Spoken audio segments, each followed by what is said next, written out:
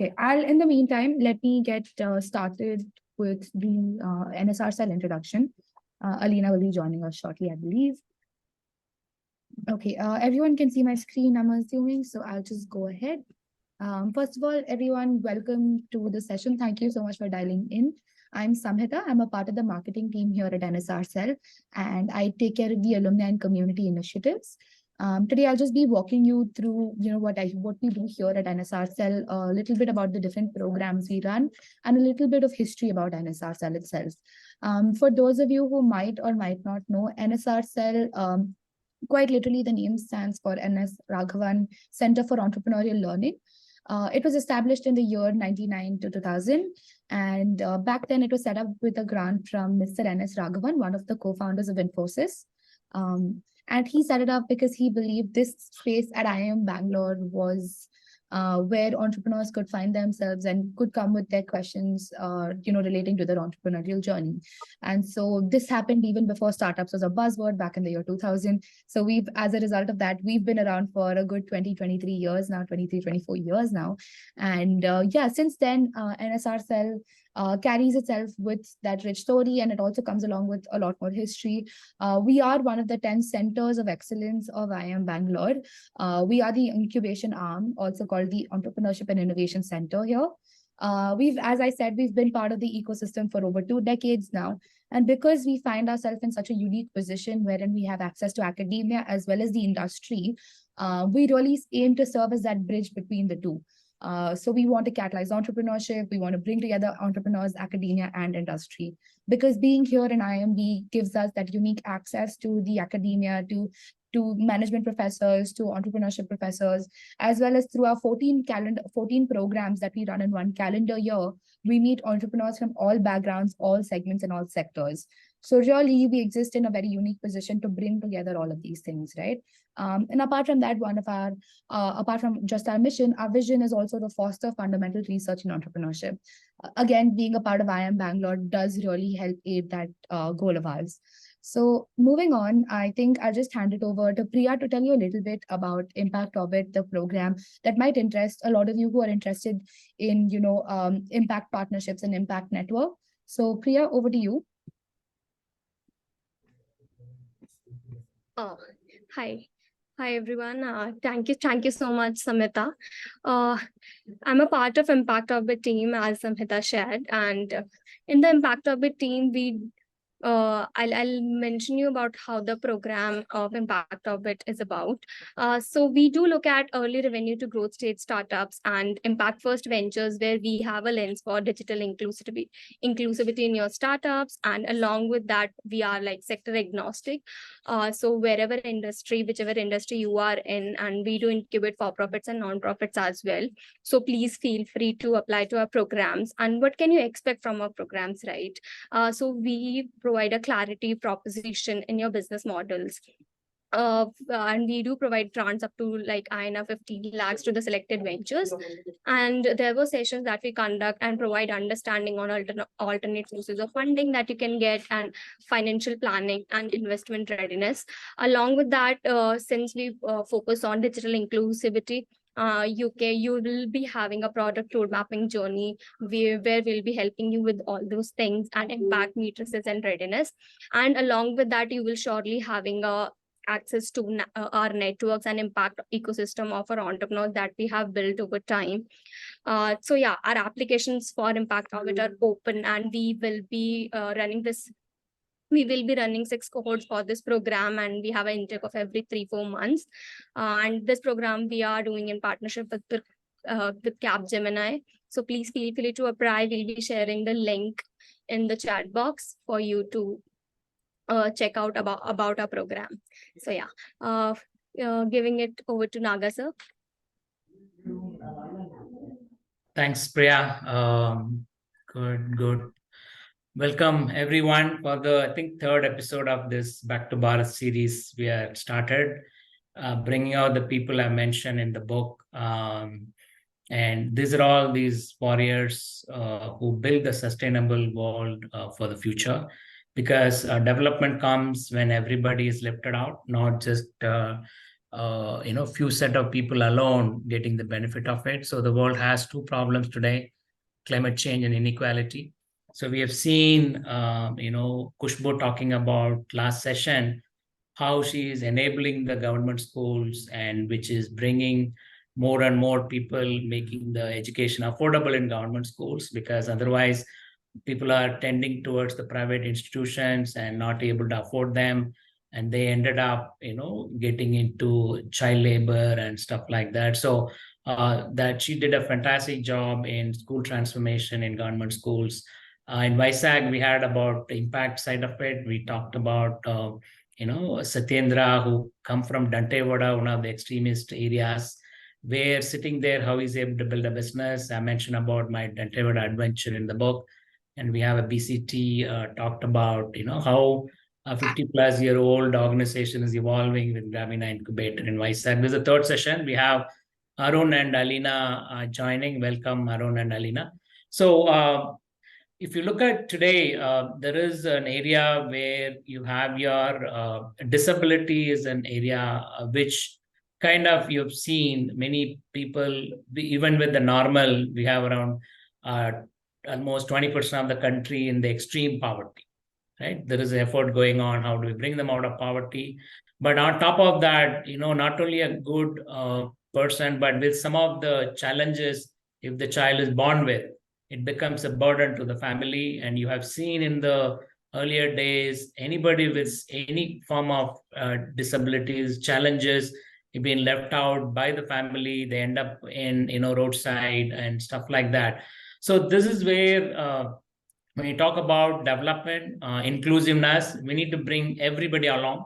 I think that's what these two people have done. Both Arun and Alina picked up people with challenges and converting the challenge into an opportunity, so that provide them dignity instead of charity. Because you see that some of them sitting in the railway stations and temples and other areas where you have they end up begging, right? So, and how do we bring them dignity in whatever good they are able to do? So every challenge is converted and provided them a kind of an opportunity. So we are very glad both Arun and Alina are part of our Impact Orbit program. So Alina will pick up on you. I think she's one of our first social impact orbits first cohort, and we had quite a bit of them. Went through 6 weeks of program, but we ended up picking only the urban poor issues and in the education space. So after the pre-incubation, Alina was not able to be part of the cohort, but that never stopped. So I remember Alina also a great example of student entrepreneurship. And while she was at APU, and she came up with this idea, and I remember under the Naga tree, I met her father as well, right? Where he's worried about my child, and she's in the college now. She wants to do something around entrepreneurship idea. It was a very, very interesting conversation. So that perseverance, I think it must be around 6-7 years back, but that perseverance, she never gave up. Today, I know she's able to bring dignity to 4,000 plus people who have a different kind of abilities, and we will have let her talk about it. Arun, if you look at early days, I'm sure I grew up in a school. I'm sure every school, every class will have this one or two children. The teacher start throwing chalk piece at, right? See that you're not good for nothing, you can't study. And that was the scenario earlier, but that nobody really understood that child has a challenge. Nobody able to put effort to understand what the challenge the child has. Can you find out solution for addressing the challenge? They never did. So I think I first heard the word dyslexia when I met Arun. I have no idea about what that is. So it's very interesting. He had that challenge, but how he came up, he overcome that, and he picked up the same problem and turned it around. I think both of them, I call them, they've turned the tables for the people with challenges. So Alina, just tell about your story. I think I've covered almost half of it. So tell about, when you are a student at APU, how you came up with an idea and the journey. Yeah. Thank you so much, Naga sir. Before I begin, I just want to say that just being a part of this panel, it makes me so happy. So to see these, the faces that I'm seeing in front of me now, Naga sir, you have been an inspiration to not just me, but so many like me, wannabe social entrepreneurs with a lot of passion, wanting to do a lot, not knowing, how to really achieve the dreams that we really want to in terms of the impact. So the guiding light that you have been to us is just phenomenal. And every time I look at you, I just feel emotional. On the other hand, I have this amazing person, Arun. And many may not know this about Arun, but in my initial years at NSR Cell, I got to meet this person. Very unconventional person, so as to say, different perspectives about life and different perspectives about impact, but always willing to help support the other person in need. The power of allyship, the power of collaboration is what I've learned from people like Arun. So, and always happy. So very, very happy to be a part of this panel. And, coming back to your question, Naga sir, I was, pretty much so there were so when I was at NSR Cell during the launchpad period, there were so there were rumors that there may be some ghost at NSR Cell. So that ghost was me. So after college, I used to come to NSR Cell to spend the night, brainstorm, and such was the time when I started my entrepreneurship journey. This was pretty much back in college, when I came across this one documentary, Naga sir, that, was life-changing for me, enabled me with an important perspective. So I met a character called Nero. So Nero was an emperor in the ancient Roman Empire, extremely rich, mighty. He would win one war after the other and the other. And one day he wins the biggest battle of his life. And when you win, what do? You party. So he decided to throw a party, and he invited the who's who of Tinseltown. He invited kings and queens, princes and princesses from across 7 kingdoms. And as evening befell, Nero said, "Boss, we need some lights to make the party happening, rocking." So he decided to burn waste to generate light. He decided to burn the prisoners of war and the poor people who were captured, who he considered not more than waste. I must have been around 22 years old then, sitting in that classroom while most of my other friends walked out. I stayed back for the next 2-3 hours contemplating on what just happened. What did I just see? What did that mean to me? When I understood the simple thing, Naga sir, that the problem was not Nero. You could equate Nero with atrocities, injustice, discrimination, all the not so nice things in this world that we'll always see. The problem was Nero's guests, as to how thousands of them could sing, dance, drink when fellow human beings burned and died. And I realized at that point of time that I was one of Nero's guests. That is, if you feel something about anything and are not willing to take action, then you've taken a side, and that side is that of the oppressor. And having been brought up by my own grandmother who had a disability, all that I could see in her while growing up as a child was abilities, contrary to the way I viewed the world and the way they viewed people with disabilities. So I wanted to challenge that, change that, create a model that is visible, but not everybody can see, so tangible, interactive, and the success or the failure of which would be dependent on y'all, on the community. And what better than cafes, food to connect people to people. So that's how Mitti started. I started Mitti, as you already know, with zero startup capital, multiple rejections, and I'm sure we'll speak more about it as we go along. Great. Thanks. Arun, you want to quickly talk about your journey? I think, you had the challenge, and you had your Dyslexia Association in Chennai, Madras helped, and you did work a while, and then you came back to, social entrepreneurship. So that journey quickly. Yeah. Yeah, so first I need to thank the energy what Elena shares here, because I might not be that good a storyteller as her, and whenever I see Naga sir, I think so you're the first person I pitched when I came to NSSL, and you told, okay, you want to do everything in this world, but what you need to focus. That is what you told me, and I was that time also in that one classroom of us. I was like telling. I stood up in the classroom and I told, am I looking disabled for you all? And all of you all told, no, yeah, no, you are not. So yes, but I am disabled. I have a difficulty called dyslexia, which I'm not able to read or write. And that because of that, I've changed 7 different schools to complete my schooling. To identify myself to being a dyslexic, I went to a Kilpauk Mental Hospital, which is in Chennai. I want to change this scenario of a child in the future. So I want to make the child being capable to be identified within the school, from identification to intervention within the school. So when I challenge this, Naga sir, I kind of very fondly remember you told, okay, I know you have the right intention, but you can't be the solution for all. You need to be neither you need to identify or neither you need to give intervention. I was like against you. I was like, no, both we should happen within the school. So that is how this journey started in NSR cell, and I'm happy now. We have touched about 2,500 lives every day now, and we have working in government schools, affordable audience, and outside India too for few. So that is what the first kickstart I would say. Yes, sir. Over to you. Great, awesome. So I think the one of the thing is about this picking up this problem, Alina. I think you touched about this why we started. I remember Alina talking about this cafe was clear, and she wanted to try organic cafe with the people with challenges. The one is about the topic session we put it as a partnership.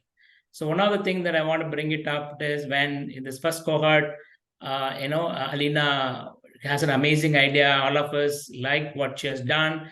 And immediately after the first cohort, and she was able to, connect with Deshpande and started taking that, forward and converting that into a cafe model and stuff like that.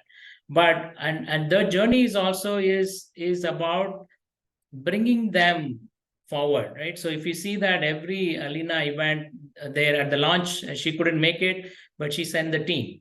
So they were there, they were very, very focused. They want to ensure that they want on the stage, they want to give some gifts. And I forgot about that. They call, no, we have to give you a gift, come back to on the stage, right? So this is where I've seen every cafe that she opened. When we go say, see that the first thing I remember seeing in one of the cafes was that broken crayons still color. It's one of my favorite line. I put that in the book as well when I talked about Alina. So this is where I want to pick your brain on this, identifying this problem, number one. The second is, if you look at, when people have multiple organizations supporting the, challenged people, but they have not thought beyond their ability, right? They put them in folding towels in a hotel and stuff like that. They always look down on them, and they say that compared to me, this gentleman cannot do exactly what I'm doing, so I have to give work that is level down. But you look up on them and say that I need to move them above and bring them into their level. The great example of that is during pandemic. I was trying to find the picture, I couldn't find. So there was a picture Alina sent during the pandemic where one of her team member is handing over a food to one of the fully abled human being, right? And he is one of the migrant and lockdown, he has no wages, no food. But here a person with disabled person is giving a food to the person 100% able. So that is what I call as about table turn, right? It's completely brought the dignity back, because you will see the other way around, right? People with some disabilities, a person with who's fully able, giving out donation, giving out food, throwing paisa. But that is where I think it's a fantastic thing, and it's very tough as well. Alina, how one is about how did you manage to bring the thought process about looking them above than a normal human being, than not the below?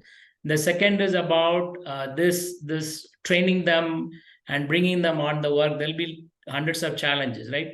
So that is the other part I want to talk about, because the social entrepreneurship, it's a lot of glamour. I always talk about, when people ask about what do you see in social entrepreneur, the same line I always tell is about like a Miss Universe, and she got a tiara on her head. People ask, what do you want to do rest of your life? She'll say, save the poor. Next year, she's Bollywood. So people like yourself that pick up a very, very audacious goal that I'm going to use the disabled in running a cafe. It's a fantastic statement. Everybody loved it. But practicality, right? When you start implementing, you'll see a hurdle.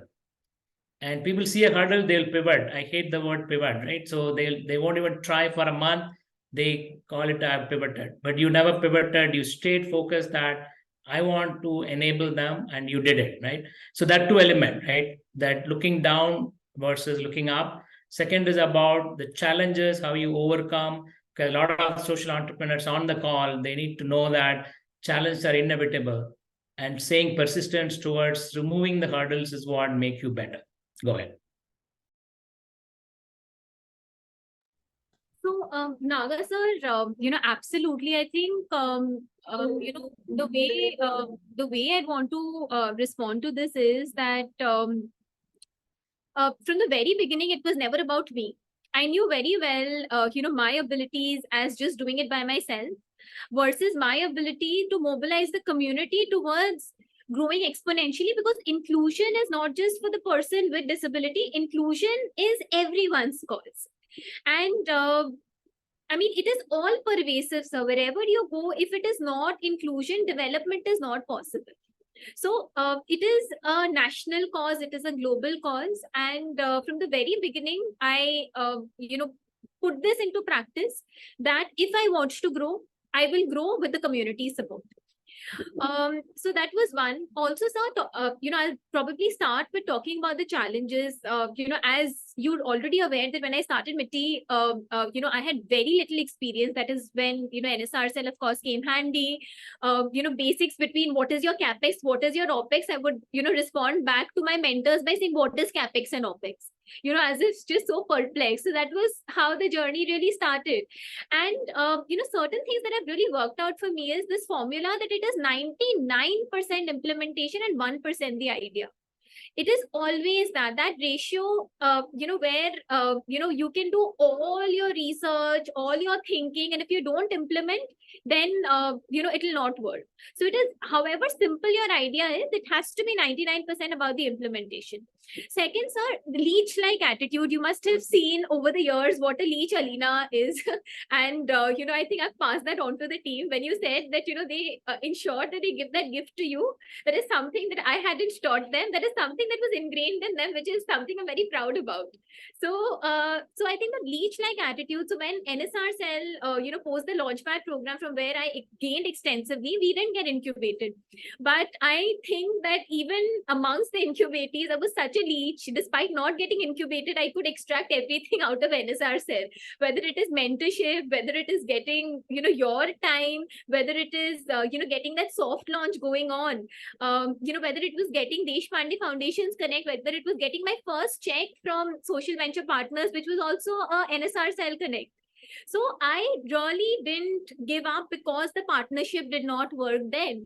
So I think that has been very important. Desperation, leech-like attitude. So these were traits that could really enable me to, not give up and survive and eventually scale. Also, sir, when I started Mitti Cafe, I've realized one more thing, that scarcity is a great resource for any entrepreneur, because scarcity, a lot of people say that if you don't have money, then how will we start our journey? But I also didn't have money. So because I didn't have money, because I had passion, because I was desperate, because, I was quite irritating then. It is absolutely fine to be all of that as entrepreneurs, to absolutely be shameless and ask for help. So when I didn't have money, I went from shop to shop, house to house, door to door, asking people to join the movement of inclusion. How? Not by giving me money, by giving me the second-hand fridge, second-hand oven, tissue papers, spoons. So practically, all my entire cafe was made by strangers I didn't know, by the community, who eventually ended up becoming our brand ambassadors. Also, sir, so basically to change a challenge into something which is rewarding, is what I have learned in this journey. Secondly, when we talk about persons with disabilities, like you rightly mentioned, people look at them with sympathy. While growing up, that woman, like, she is my inspiration, my grandmother. I mean, there was nothing like, to sympathize about her. I mean, so looking at people, whether it's Caroline has got cerebral palsy, she's got hearing and speech impairment. Last 15 years, she is fighting, or she's a disability rights activist. She didn't find a job. This is her first job. But she doesn't look at herself with sympathy. Today, she's working at a Mitti Cafe, and she is not just, when you talk to her, she'll be like, it's not about me. It is about so many that I stand up for. And that was the whole process behind Mitti Cafe, sir. One is, of course, generating livelihoods. How many livelihoods will we generate? We're talking about a country with 7 crore plus people with disabilities and over 1 billion people with disabilities across the world.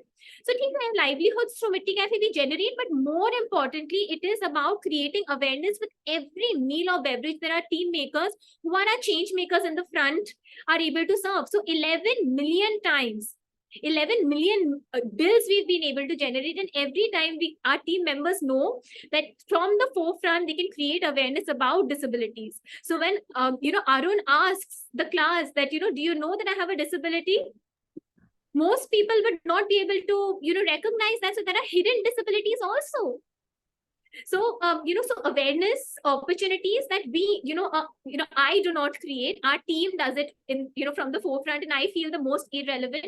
Also, speaking about COVID, Naga sir, the idea for Karuna meals came from one of our employees who was rehabilitated from the road. He had cerebral palsy and autism. And this boy, it was his idea when he saw people hungry during the peak of COVID, that people are hungry, and his vision saying that if we start cooking, nobody will stay hungry. We were supported by a few professors from IIM Bangalore. And today, our team members with disabilities have served over 6 million meals and beverages from Karnataka to the Sundarbans. Very nice. Super. Fantastic. So that is the part, everyone there, everybody goes through challenge, right? It is not that, hey, Alina kind of, special, let's figure out. Everybody has challenge. And how do you take the challenge head on and stay focused on your vision? That she could have given up that, why am I struggling with a person with disabled? I can just run a cafe with anyone else. But I think she focused, I don't know if you remember right, 95% now the cafe run by them? Yeah, Alina? So we have, I mean, 95% and more. Yes. So, and if you see, I'm sure there is an airport cafe as well. There are 2 in the Bangalore airport. You can definitely look at that and look at with a smile. They were always very, very happy about, that is a part, right? When you provide them the dignity, they're super happy about what they are, who they are, give a lot of confidence. You will have a lot of happily, person serving whatever the meal that you're asking. Arun, so we talk about this partnership side, right? I think you started with identifying the problem, right? One of the thing is many of the challenge, what you mentioned, it is not very visible, like the physical challenges, and people don't want to be identified that I have a learning challenge. So it is a kind of stigma as well that, if somebody finds a learning challenge, you go to the special sessions and it's going to be considered as a different thing. I remember visiting one of the school you were in earlier. I was really, really surprised. The children who are in that lab, they were all excited to come there, right? They never felt that I have a challenge, I need to go to this class, right? So that is how usually the school, scare people about, right? So they put some identification, some, some kind of profiling. Then based on the profiling, you identify somebody has some challenge, then they'll be labeled as he has this disability, he has this challenge. Then they put them in a room. The moment somebody enters the room, the stigma continues. When the child comes out, people may mock about it. So how do you remove that element? One is about convincing the school that this is needed, because everyone thinks that, no, our school, everybody is perfect. So how did you overcome that part? The second part is about converting that challenge into something very aspirational. I remember the children, I put it on the LinkedIn picture, they're very happily in the lab and learning and doing things. So 2 items. Yeah, go ahead. So the first thing is the very fact of what to be calling these children. So dyslexic children or slow learners and all those terminologies were there. I was like thinking dyslexic is a definition. It's not definition of a child. So what can we be different? So that is where I thought they are all different learners. So that's where this the name itself, different learners, came out from. And when we kind of say different learners, how to kind of pitch it to the schools. So that was my first thing. And the the initial schools, whichever you visited, sir, all those schools I studied, and I went back and I told, see, I'm coming back to your school, and I was not kind of in a best of my performance, so I changed. You asked me to move out of the school, but now I have a solution to give back. Wherein, why can't we not take the child out of the school? Because when I was sent out of the school, I had friends there, and I had an environment wherein I can call myself as a school. Why should we deny these children that dignity of telling one school for 12 years and this is my alma mater institute? But today I'm sadly I do not have one alma mater, I have 7 alma maters. But the point is, every child wants to actually have that one alma mater, that good feeling and so on. Why can't we give that to them? Yeah, very much, Arun. We can give, but these kids cannot cope up in their everyday class. Why not? Why can't we kind of do it within their hours, wherein they are struggling in English hour? Why to keep them struggling in English hour? They come to a lab and get the equal kind of remedial intervention to actually be in line with other kids and not after school. So that was one thing. What you really saw is. Whenever these children come to our class, it is within the classroom hours. So when they are left in the classroom, when they're asked to stand up and read, we will not be able to read. That does not mean that we are dumb, or that does not mean that we are not able to understand concept like others. We do understand concept. It's only that we are not able to read. So when they come here, they are having an environment wherein they are accepted. And as you saw, the classroom will be very colorful with a lot of tactile games and kinesthetic approaches and computer based games. That makes them a huge how to say, yes, I've come to a different place. And the other friends of them in the regular class, they will always envy, okay, I'm sitting in 40-member class, you're going to a special class where only 6-7 people are there at once. So that is something which that is why I feel these kids, when they come itself, the half their the failure attitude is gone. And when they come there, they kind of have that happiness to learn, yes, I can also. So I feel environmental change, and definitely out there partners are, many people are wanting to do something good, but the point is there is no that eureka moment. And as Alina told, scarcity is what is innovation, mother of innovation. And what is the scarcity is there is no proper special educators. If I go provide you that, if I provide you the content, why can't we partner? So that way that innovation always kicks in. And now we are partnered with about 37 schools pan India, government schools, and private schools. We are about 17 private schools we are working, and direct parents we are working. But all this kicks in only when there's a point, a value proposition, there is a problem with you and I can solve it. And today, every 15 minutes, a parent is downloading an app called D-Learners to identify whether the child is having this difficulty or not.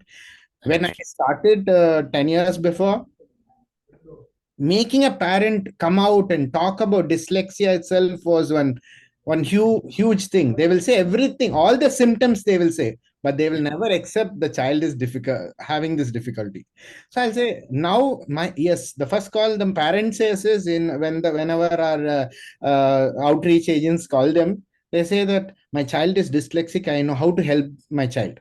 So that openness is evolved. I feel it's all the beginning of conviction and everlasting at it without giving up, I feel. And the next part of the evolution of the D-learners now, right, Arun, is about, we talked about the last session as well around the technology, right? So once you've figured out the system process, you could bring technology. So now Arun has brought the technology now. So that is enabling further partners, right? You have the special instructors, educators now using your technology. So just tell about that evolution and now how you're able to enable the special educator, because they're not looking at you as a competition. Exactly. They're looking at you that you are enabling that, right? So that's the other part, very important to have a partnership is about. I always say that the more no you say, your vision is getting clear. The more yes you say, that you are all over the place. Every yes you say, you're going to create one competition. True. Every no you have, and you create a partner. So how will you, the one is the evolution about what you've learned on the system, then you bring it to tech part. Then the second part is about you went to so-called your own competition, the special educators, and you enable them with your technology, right? How did you convince them to utilize? That is where the challenge happens, because many of the areas which is people working in challenged areas, special education, there's a very small group of people. Then everybody tend to do everything. They all try to compete with each and every one, right? So in that context, how you are able to make a collaboration with, I don't know, you have now what, 40 plus special educators using your product. So just give us that journey. Yes, sir. So first thing is, I will say Blink, we are called as a company. Blink is being the link between the blinker and the thinker. So whenever I introduce this platform, I say there are a lot of blinkers out there, and not only next to your house, and it is also out there in a village which you will not be able to access every day. And they're also blinking to really learn. So why can't you be the thinker to teach them? So this is the value proposition I give them. And okay, but how will we teach them? We do the resource materials, everything I only have. I'll not be able to share. So I told, why can't it be a game? Yeah, it will be brilliant, but I do not have the know how to build a game. No, why can't I give that game to you? Why can't in a button, click of the button? Why can't you? If you will be able to teach the child over a video call with all these resources together, how would you be able to? Would you come on board to do so? Initially we gave it for free, and after 3-4 months, when they have 4-5 children regularly coming, and kind of they teaching the children, and they're having the conversation building and all those things, they told, okay, now it's only 2 children, can I have more children? And at that end there are kids who are wanting to have this thing. And only one barrier which we wanted to, through tech, we broke, is the geographical barrier. Why? Because the parent is somewhere, the school is somewhere, and always the parent will not only stop with the remedial education. They will always want the kid to go to a tuition class. So the parent will say, first I need to go to school, then I need to go to tuition class, then only I need to go to the remedial tutor. Because without tuition class, he will not complete his classwork. So I'll tell, okay, but why can't it happen in your house? So you need not go anywhere to do so. So the parent, the buy-in from the parent was better. And the teacher, what she so now the kid can be anywhere, ma'am, but it's just that in that particular time, will you be available to actually cater to the kid? And today, on an average, a special educator earns about 25,000 rupees in our platform. And if she's spending more and more time, she actually earns up to 40 to 50,000 rupees too.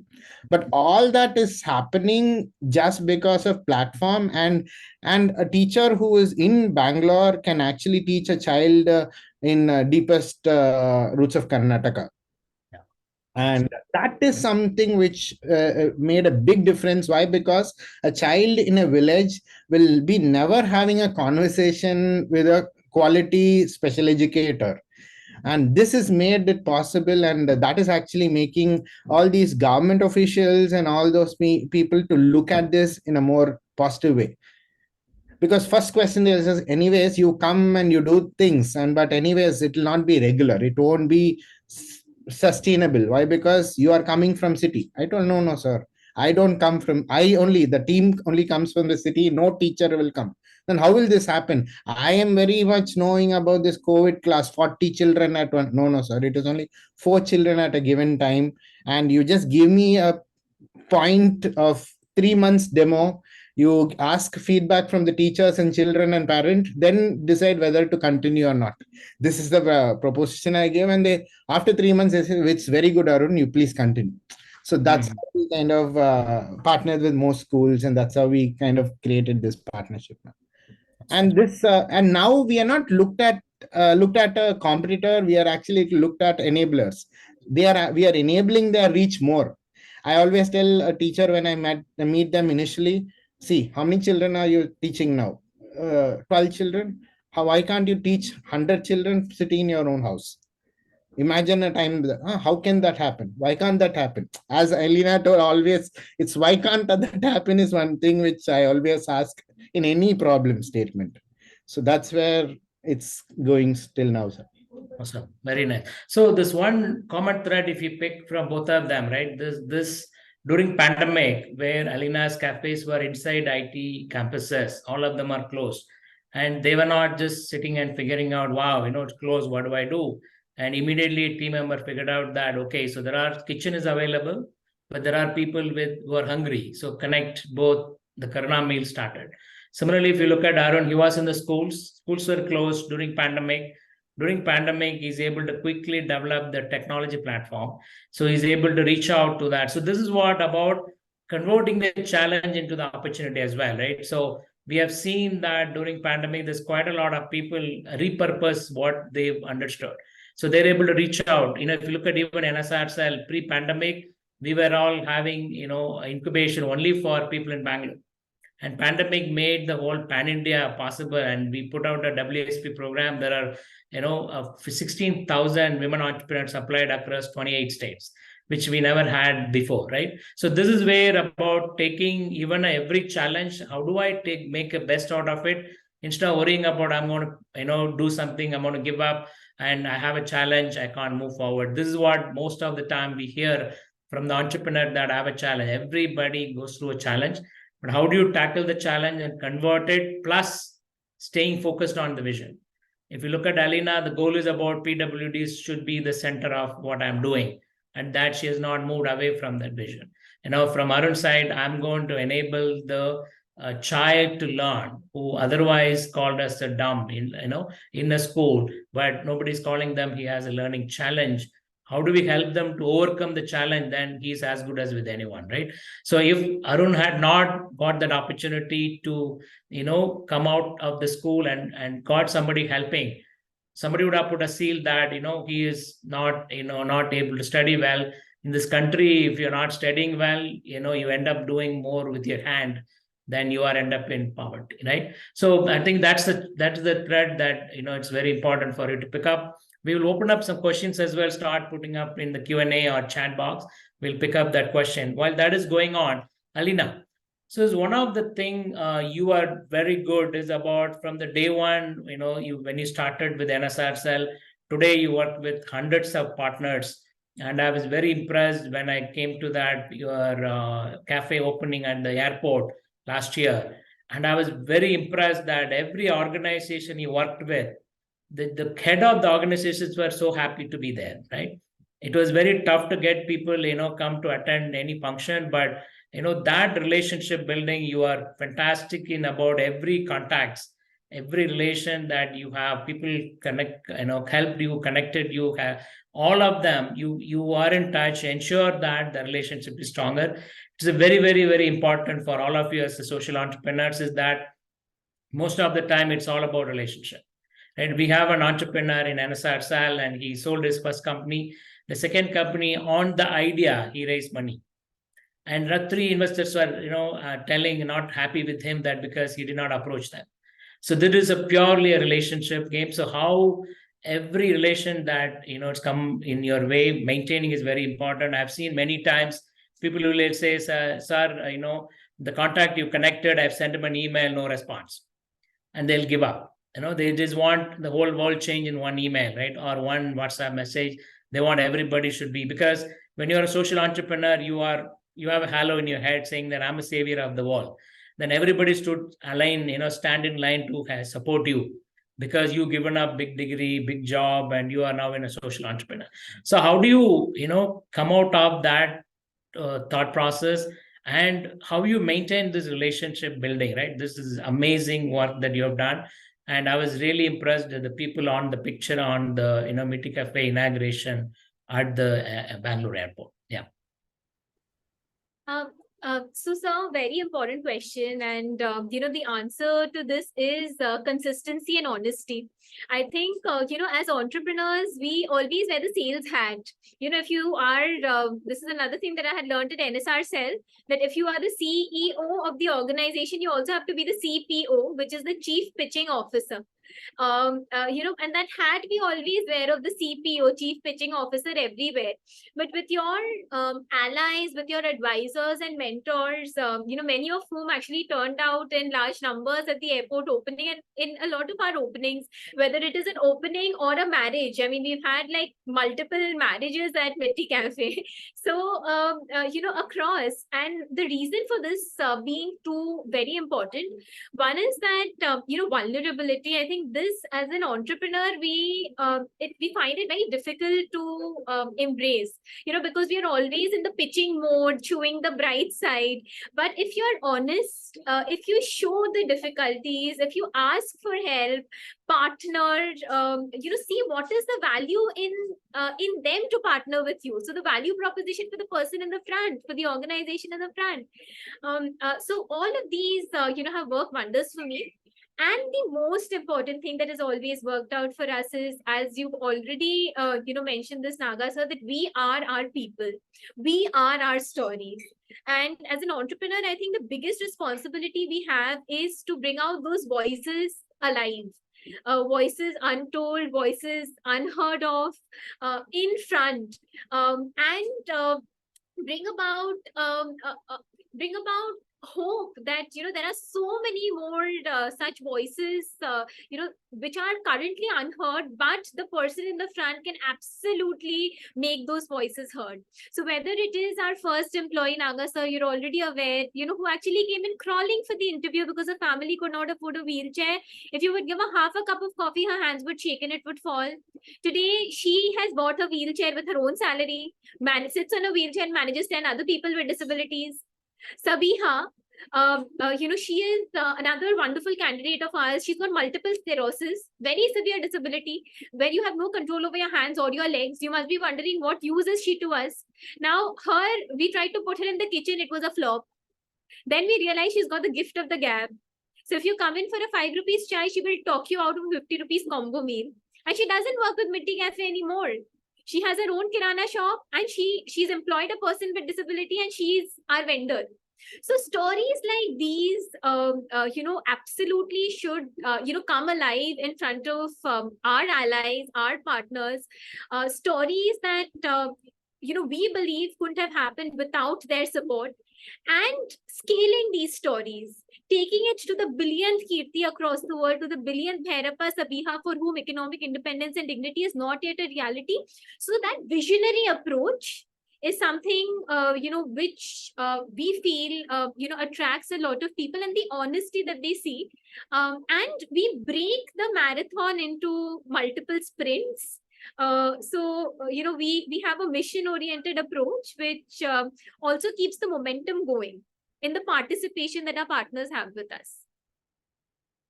Great. Awesome. So I think this is what, the important part is about who you are is one. And many times I've told people, right, I'll connect with somebody, but just don't ask them anything, don't immediately ask for that, how much money you can give me and all that. So I think that's a very good learning. The point, what you mentioned, Alina, is about being honest on what you are and who you are is very important, and talking to them on a non obligation mode, right? You're not reaching out somebody that when there is a need. And that is where this communication is very important about. I always say that I see that habit in Mantra for Change as well. There's a newsletter. I've never missed a newsletter from Mantra for the last 6-7 years that I've known. So that always there is a communication. I respond once in a while to say, Pushpa, this is awesome. And that's finished. And she would immediately pick up a phone, and then she'll start calling and explaining, right? So this is how that relationship building is very, very important to keep that going. And everybody who come in contact, you never know how helpful they will be, but it's very important to keep that part going. And that is what shows in the love, right? I saw that, every organization possible was there in that opening and in the airport. So that shows about everybody believe that they're part of the journey. So don't look at that, here is a donor, I am the receiver, I look at them and donor, just quarterly meeting, I'll give you update, otherwise don't bother me, don't ask me any question, right? So that's an attitude I see most of the time, is saying that the donor is this, they are looking down on my shoulder, they're breathing down and looking what they're doing. So it is about how you take that out. there is an opportunity to learn from that and build the relationship further, or you will have an ability to say, I remember connecting a same investor to two of my portfolio. This one entrepreneur said, this investor is completely useless. The other entrepreneur raised money from both of them. So this is about how you build the relationship, how you are responding, and communicating with them is very, very, very important. I think Alina has done amazingly well in that part. So Arun, coming back to you on the tech piece as well, right? So during the pandemic, and you also started reaching out, Enable India and other organization who started partnering with you as well. So in the pandemic, right, how I think when the schools were closed, immediately, how was your reaction? How did you overcome that part and quickly came up that tech piece as well? Because by the time you already identified the streamlining your system, so now the pandemic, it gave you amazing opportunity to just quickly move into the tech piece of it. Yeah, go ahead. So just before pandemic, one clarity we had is how is the identification process to be done, how is the awareness process to be done, and how intervention to be done. And it was working. The games and all the small things what we built in digital was working. But one thing, we didn't have internet to actually reach out. We had labs to do the activity. So now there is it was a force. Why? Because there's no lab, no teacher to be going to the lab, and we can't send the teacher to the lab too, and what to do next. So we kind of benched all the teachers, and I used LinkedIn to recruit a lot of tech people and so on. And there's a few friends of mine who referred a tech head for me. And then that's the whole discussion started in beginning March of 2000. But in 2 years time, 1 year's time, we actually launched the awareness sensitization program. So awareness sensitization, that time, I think that time we were in Capgemini cohort, and they were asking, what are you doing? So then a first tranche of grant funding was come, and what are you doing? You're developing something. What else? How are you going to reach? So that question happened, and as rightly you told, no, so it's not about asking what you want. It's more about what are you doing. You just make people aware, then they'll give ideas. So that's where from Capgemini, Anand sir and Pratap sir kind of told me, okay, you say that 1 in 5 parents are having 1 in 5 children are having this problem. So parents might also have kids having this problem, no? But corporates, most of them are parents. So why can't you go to corporates and take awareness? Schools are only shut. Why can't you do this? So that was a brilliant idea, and that is where we started. From Capgemini itself, we started an awareness program, and I think so 700 people came. Then Cisco came in. It was a huge number, and HDFC, once they funded, Smita ma'am kind of sent it to the whole pan India. It's about 970 people attended. In all the awareness camps, what actually happened is immediately there were a lot of people downloading the apps.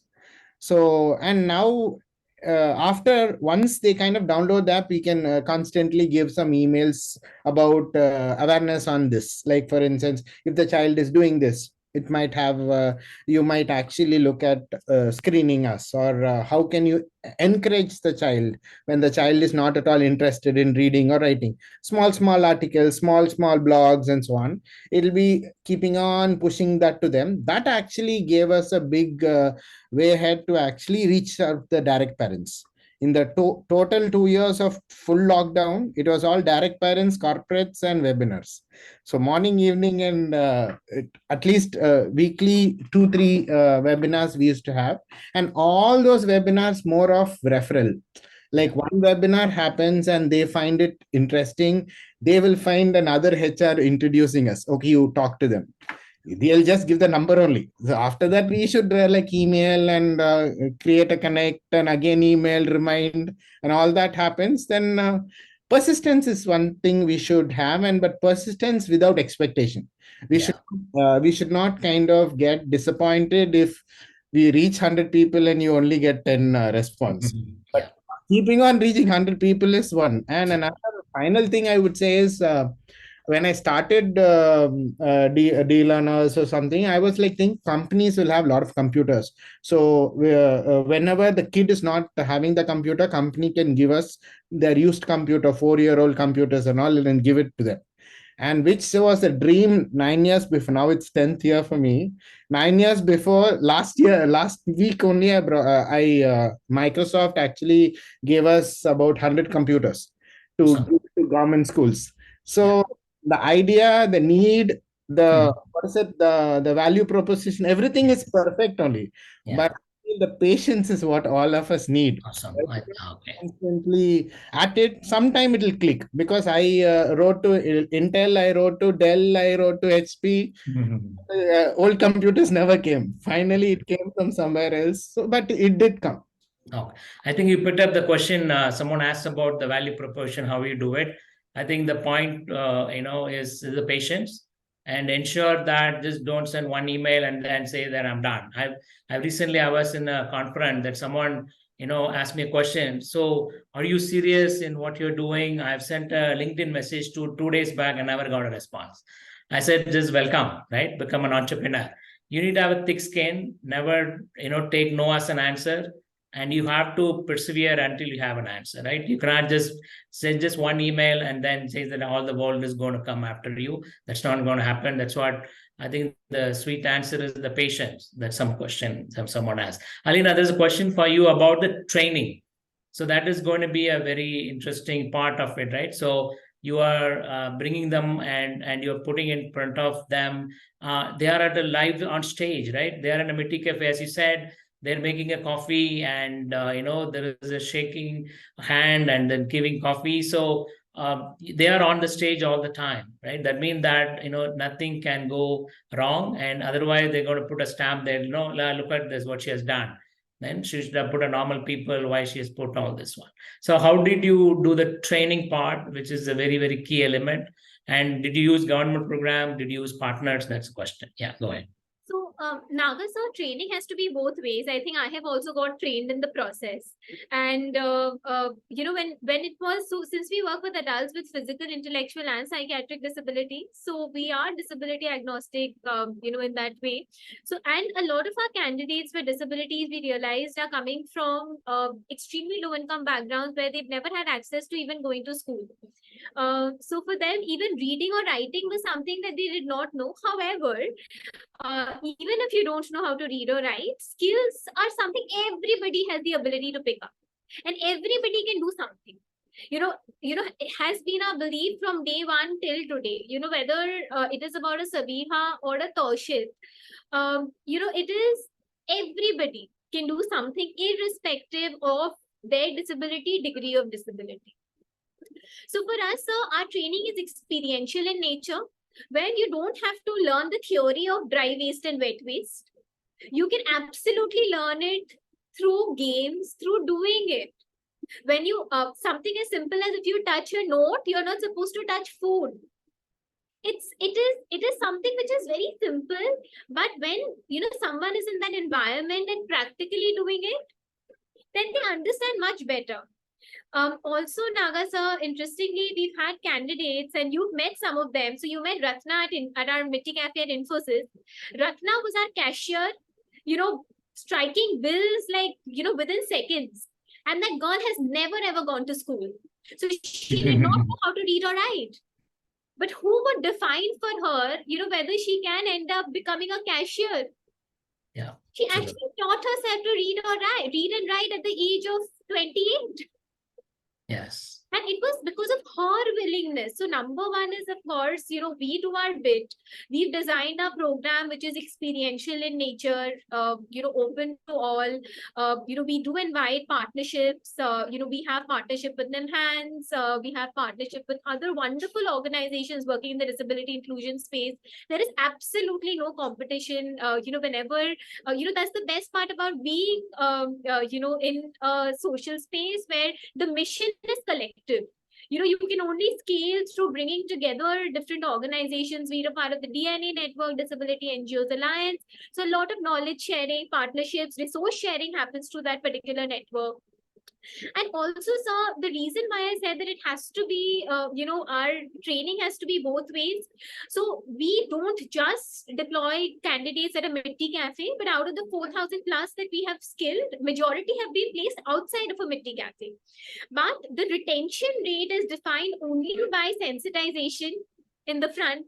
So, for example, Toshid and Australia New Zealand Bank was one of the first organizations to give us a space to start a cafe. So, Toshid was working at Mitti Cafe ANZ. He's got Down syndrome. He walks into a ladies' washroom twice. It's a huge security threat, right? For a bank. Yeah. And yet, a Toshid was retained because we spoke about Toshid. We saw that his time every day is 7 a.m., but every day he reaches at 6:30 a.m. Great skills to interact with everybody. He's happy doing what he's doing. We had a discussion about the impact that his livelihood is having on his family, Yeah. their mental health, their pride, their dignity. And considering all of this, we retain ANZ, or ANZ Bank decided to retain a Toshid. Awesome. It's been 5 years for Toshid, and he's now training other people. Very So, nice. Super. I mean, it has to be both ways, sir. And, collaborations in this space would only make things better. Usually as entrepreneurs, we feel, oh, there are trade secrets. Oh, what I'm doing is unique. I shouldn't share it with others. Doesn't help. Yeah, right. It is unique in this Awesome. world. Super. Very nice. I think so. One of the thing you have to pick up in Alina's discussion, how many names she's put out, right? She's not saying that one of my team member, right? One of this teamer. So today, how big is your team, Alina, now? So we are about 350 people with disabilities who are engaged. So there are 350 employees now. She's still able to call them by name, right? So this is an ability that you need to have as well, that put a name to the person. There are always, when we talk about the so-called, we put the term beneficiaries, right? So we will talk about that, this beneficiary, this village, this lady, and stuff like that. So whenever I ask a question, I'll ask people about, give me an example, give me a name.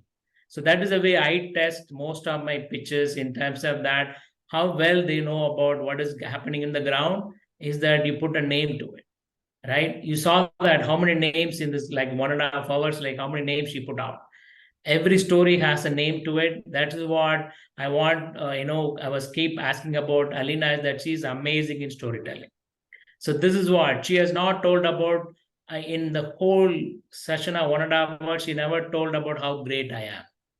That's what most of the entrepreneur will do, that I've done this, I've did this, all that stuff. But look at that, she put the team first. And the part is about not only just putting the team blindly, right, with a name to it, this person did it. So most of the time I see in the pictures of entrepreneur, they will put the stacked photographs, right? You will see that in Agri Accelerator, I was there, and the picture of a farmer, and it says from the Getty Images. I said, you don't even have an effort to go and click a farmer picture, proper picture, and now you're going to run Agri Accelerator, right? So this is what for the entrepreneurs as well. I see a lot of copy paste pictures where if you look at everywhere in Alina's pictures and everywhere, there will be a real person, his team member will be there. So that is a great learning for you to understand, is about treat them above you, not just looking down on that I'm a savior of the world and they are beneficiaries, I am the provider. So you'll have a halo on your head. So that will have a wrong, way what you're talking about. That also set the culture of the organization. Today, 350 employees, and she has an amazing team that has been with her now, and they are able to take the same mission forward because that she is ensuring that that culture is built.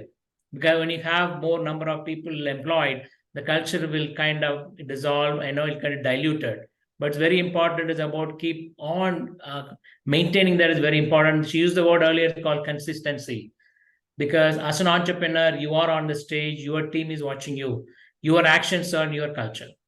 That's how the cultures of an organization is get built. When you grow, then ensure that the second layer is able to align with the purpose and culture, so you're able to take that forward. Yeah, that's great, Alina and Arun. And there was a question about yeah. So the other part, I think this is a very, very interesting question, Arun, Alina. I'll ask Arun to also pick up. Is when different challenges, right? We use the word now, they are differently abled. So we're not no longer calling them, they have a challenge, but they have a different skill. So how to identify? I know in one of our early social cohort, we have one entrepreneur. She was working with the autistic children, and she identified based on the psychiatrist's report they have some inclination towards art. Then she will teach them art, and they become experts in art. That one child sold her art for 1 lakh rupees, and she's become a highest earner in the family. An autistic child considered a burden in the family today is earning the most. So this is what about identifying the skill, right? Instead of fitting them, that's what I gave a great example about when Alina is giving them dignity. Otherwise they put them in folding towels and they're in the back end, right? People don't want to even see them in the front office sitting there and all. They will keep them in the back end office doing something mundane tasks. So how do you go beyond and identifying their ability and align, skilling for that, Arun?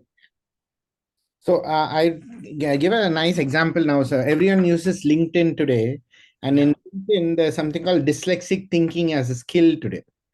So it's like it's more of like whatever you see around. There are a lot of examples. We can say the guy who developed the light bulb, the person Henry Ford, who kind of created cars more affordable, and all these big, huge, and today Richard Branson, who actually from selling discs, now he is having aeroplanes, and he is like having space missions going on, and all of them were dyslexic.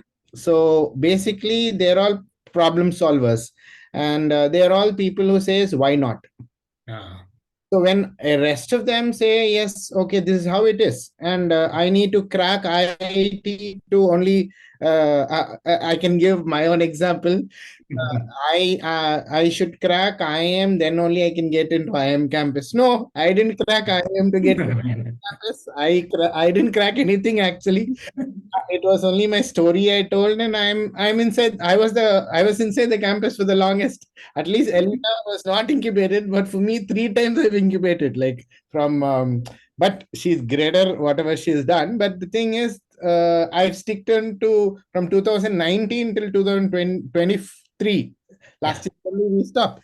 So that means like why not? It's not about getting your GMAT scores and getting into IIM and pitching your story. It's more about your authenticity, what you have, and you go behind it, and you can. So that ability or that confidence for a child will only happen when someone believes the child. Yeah. In my life, it was my mother.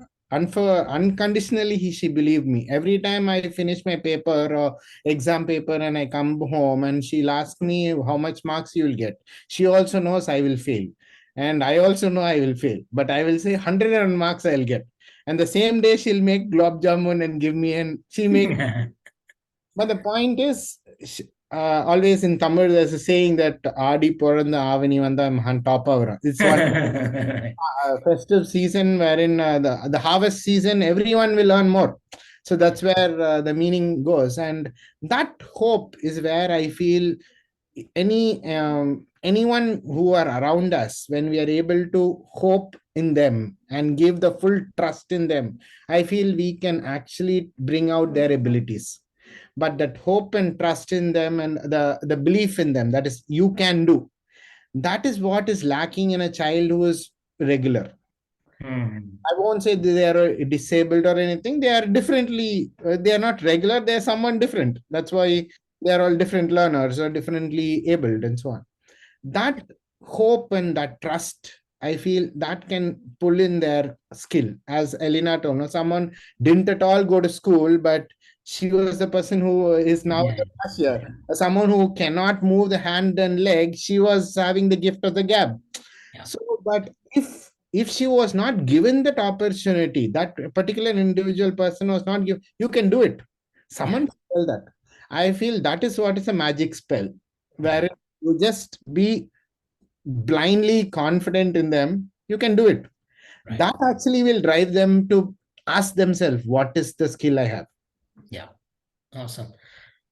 Very nice. So I think the point, one of the thing that what Arno is mentioning about this, the confidence building part, right?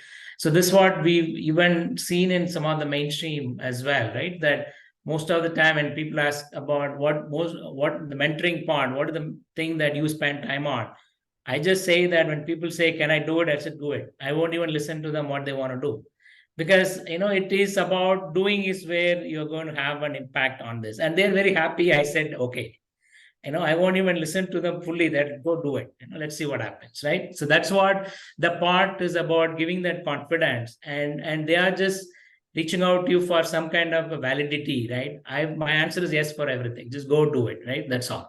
But only thing is about on the focus part, so that is something you may want.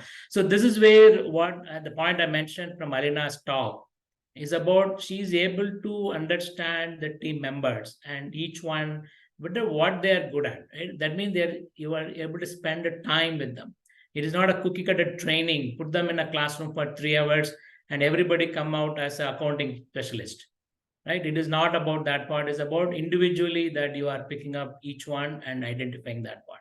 So Alina, I want to ask one more top-up question on that as well, right? Because one is identifying that ability, right? So she has the other challenge, but you found an ability for her to be good at. Was it the trial and error, or what is an ability, your trainer, your team member put an effort to identify the each and everyone's strength, then aligning with what they may be good at? Yeah, go ahead.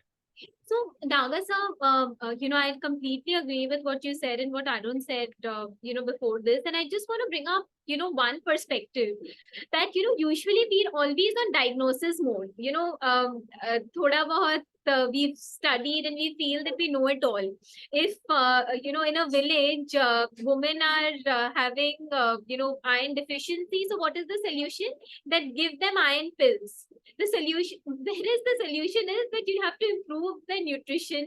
You have to create awareness about equality, within the households, which is from where all of these issues come. Or if, the solution is not building toilets, because, even if you build toilets in the village, that people might not use it. It is again, so for me, what I've learned, sir, is over these years that it is not about diagnosis. Our stakeholders, I won't even call them beneficiaries, our stakeholders who are involved in this are extremely intelligent. They, given the right opportunities, as Arun mentioned, they would, it would be a journey where they would themselves discover their skills. All that we have to show is the mirror.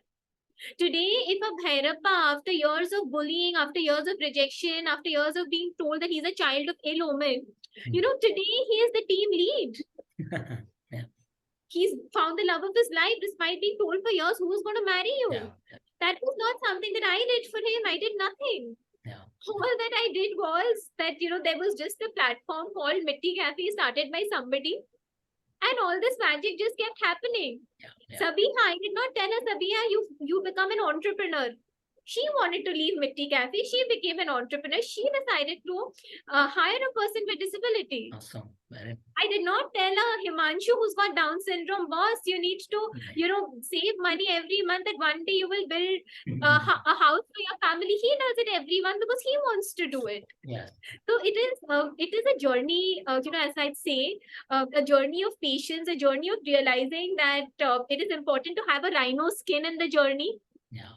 It is a journey of realizing what, that the solutions cannot just, I as an entrepreneur am not there to give all the solutions. I may just be an enabler, and that's just about it.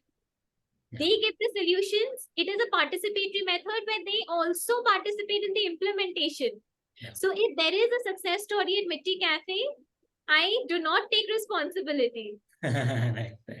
Awesome. That's a fantastic, being very humble, Alina. I think definitely, I think that is a very good, character that all of you start looking at from the entrepreneurial perspective, right? You saw that all the stories we see in medias and stuff. And once you reach a certain level, how people behave and all that, it's kind of changes culture. Companies get shut down. But this is a very good, nice quality for all of you social entrepreneurs out there to keep it with you as well. That's what our East is always about. We are a very self-contented, is about what we are good at, and we are always humble in what we are trying to achieve, which creates connect as well. So when Alina talks about that to you, and you will connect very well with that. But in most of the time, we ended up becoming the hero worships, right? We become that I'm the hero, I've done it. Then people look at you with that, oh, only Alina can do, I can't do it. But when she is able to bring the story like this, it's not me, my team. Who is the team? Who are rejected by the society as not able to achieve something. That is a team that she's able to tell that I've encouraged them, they are doing wonders, right? So this what will help you to connect with, as you grow as well, that you will inspire more people to start looking at the behavior that you have. That's how the culture will develop as well for you. So there is a question about the focus part. So this that's a very, very important. I'll probably ask Arun to talk about that as well. Is about when you scale, right? People say, you get a mission drift will happen. So I will just take an example of this Ola, right? Ola copies from Uber, and Ola sells, Uber sells idlis, Ola has to sell idlis as well. So there is a mission drift happens. So there is no thing between the cab driving and delivering food. That's a completely different business. But how one can stay focused on the vision that you said, my goal is about dyslexia, right? I want to ensure that mainstreaming that. So the point you mentioned that why I need to go through 7 different schools, why my first school was not capable of handling me. So that's the problem you're solving, is that how to mainstream this, right? We're not creating a separate silos for a special education. It should be mainstreaming so that the child has a confidence that I am part of the mainstream. I have a problem, I fixed it, right? I had a cold and cough, I took 1 week off, I'm back, same thing. So similarly, I have the challenge now. I've now figured out a way how to read. Now I'm back in the mainstream rather than putting a label and go away. So there may be a lot of opportunity for you to, the word called pivot, right? You will lose focus. How did you manage to bring everything you do is around dyslexia? Yeah. So mainly reading writing is not only a dyslexic problem. An autistic child can also have that problem. A ESL child can also have a problem, and a child who do not have English language as a background can also have a problem. So people, like when we pitch or when we kind of ask for mentoring and all, why don't you actually spread it? Why don't you, this English program itself, why can't you give it to all kids in the class? That way you can actually make more impact, more kids can learn. And I'll tell, there are a lot of things they're already there. So Cambridge can actually give English content to any child. It can be very interesting and more better than however I've done also. But the more no's we say is what we actually impact. I totally believe that. And why? Because for these children, this should be the exclusive mainstream thing they should go to. Then today, when a parent says, there was one parent discussion, and one parent says, okay, this Byju's also is doing the same thing, Vedanta is also doing the same thing. Why? What is different? They are bigger brands. No, why can't you go? Why can't we opt for that? We didn't answer for that. Another parent answered, Byju's and Vedanta, all the 90% of children will go, but this platform is only for the 10% of children. So whatever the small thing they build or the big thing they build, they syllabificate it, they build the letter sound, and that is what the child needs. And the content here might be not that vast as Vedanta or Byju's, but this is for enough for our kids. I was like stunned because I was like thinking how to tell what to tell them, and but one parent jumped in and like told this is what, because my child is in this platform for 2 years, and I feel my child is improved in his or his own speed. It's not the speed, his own speed. So that is where if we stick on to something which we can create our own speciality, and that is when we can create. Now people are calling us for, when it is a dyslexic conference or when it is something which is related to SLD, people call us. They don't call us for every other education summit or anything on that sort. And today we are now parallelly empaneled with Enable India on there are 21 disabilities, dyslexia. We actually handle all that wherever they have that opportunity. So that way, that is how I feel we stick on to one thing. There will be definitely, it's a business sense to actually make the same content available for all kids to learn English. Correct, correct. And it will be easy and it might make you money, but I don't think so that is the way forward. Sure. Awesome. Fantastic. I think they've shared their website details. Anyone want to reach out? Mitty Cafe website is shared. D-Learner website is shared. You can reach out.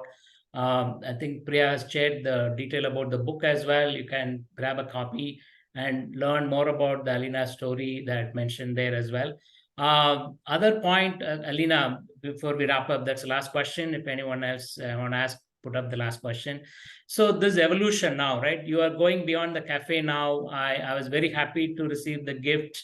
Your team members have given is about the chocolates, and so some of the products sold in your cafes made by them as well. And you are now into corporate gifting as well. So how that evolution happening? And this is a great idea. You're not just becoming a trader of selling someone else's product. Now you're giving them more opportunity to make the product themselves, and all the cafe, even the interior decoration is done by them, right? So that every possible opportunity you give them confidence, right? Just tell about that evolution when you scale up into these areas. Yeah. So pre-COVID, it was so we were doing something very simple. So we had Mitti cafes within corporates, very happy. We knew that we're going to sell 1,000 cups of tea per corporate, and it's going to be sustainable. Very easy life, and we're going to scale within corporates, 100 cafes. We're going to reach like this, and then God had other plans, and COVID happened, and all our cafes went into hibernation. That meant zero revenue coming in. Hundreds of people with disabilities that we had to support.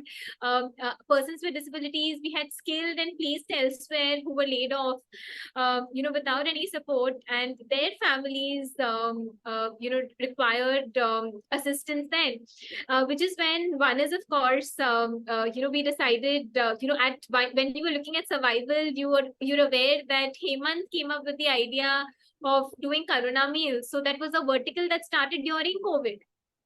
And like I said, few hundred meals today, over 6 million meals and counting. The second vertical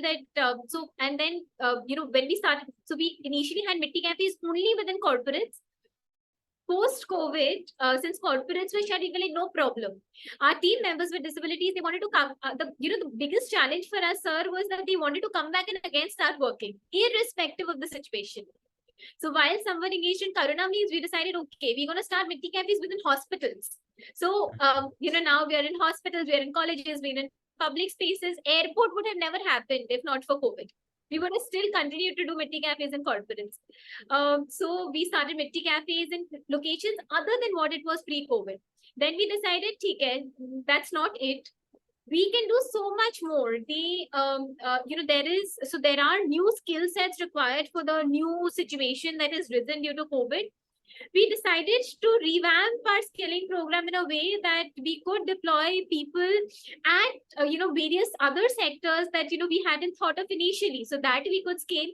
And lastly, so we realized that it was not just about us. There were various other organizations that were making beautiful products. Their sales went down to zero because of COVID. So we said that, okay, let's get together all of these organizations. We have a common problem.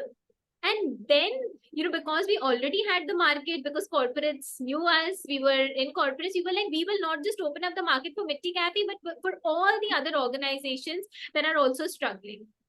Yeah. Because together we sail, together we sink. This has been one policy that we have applied since the beginning, and this has helped us more than it's helped any other organization. Yeah, right. And so we could so we started Mitti Good Gifts, which is a platform where gifts that gift back livelihood to persons with disabilities, acid attack survivors, women from vulnerable communities, and we've been able to ship over 3 lakh gifts across the globe.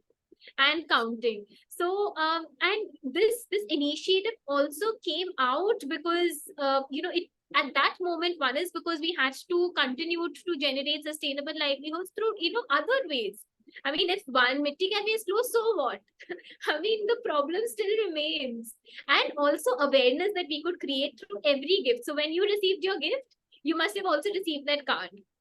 So, Yes. so I mean, which is why, and the idea was to take everybody together and grow. And also, Nagasa, one thing that I've always believed in is that compassion and courage are two weapons that could eradicate most problems that our world faces today.